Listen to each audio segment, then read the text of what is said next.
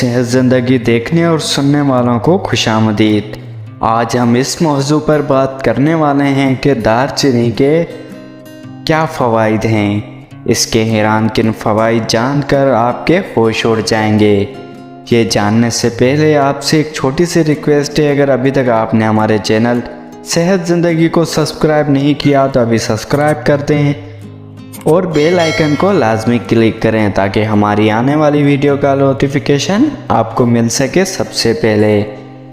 दुनिया में पाए जाने वाले दरख्तों की एक किस्म जिन्स दालचीनी साइनामोम कहलाती है और इन्हें दरख्तों के छाल को दालचीनी साइनामोम भी कहा जाता है। दालचीनी जायके के लिहाज से शेरी लेकिन ज़बान पर चुभने वाली होती है। इसकी रंगत हल्की सियाह माइल होती है और ये ज़्यादातर हिंदुस्तान, श्रीलंका और चीन में काश्त की जाती है।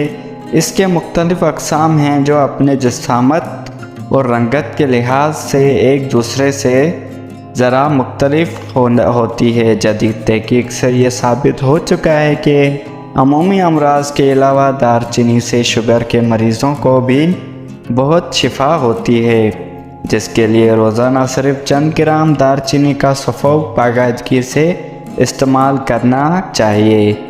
दालचीनी का मिजाज गर्म और खुश्क होता है, जबकि खानों को लजीज बनाने में इसका कोई मसानी नहीं।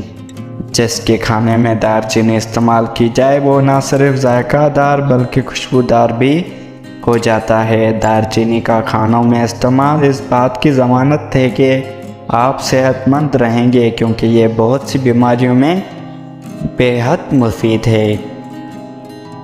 इसका एक बड़ा मगर गैर मारूफ फ़ायदा यह है कि इसे खाने में इस्तेमाल करने से खाने ख़राब होना बंद हो जाते हैं, जिसकी वजह यह भी कि इसके इस्तेमाल से खाना में कई किस्म के जरासीम बैक्टीरिया के अफजाइश में कमी वाक़ हो जाती है।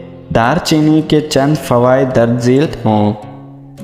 दालचीनी का शहद के साथ इस्तेमाल बहुत मुफीद, जिससे क़ुव्वत मुदाफ़त में इजाफ़ा होता है।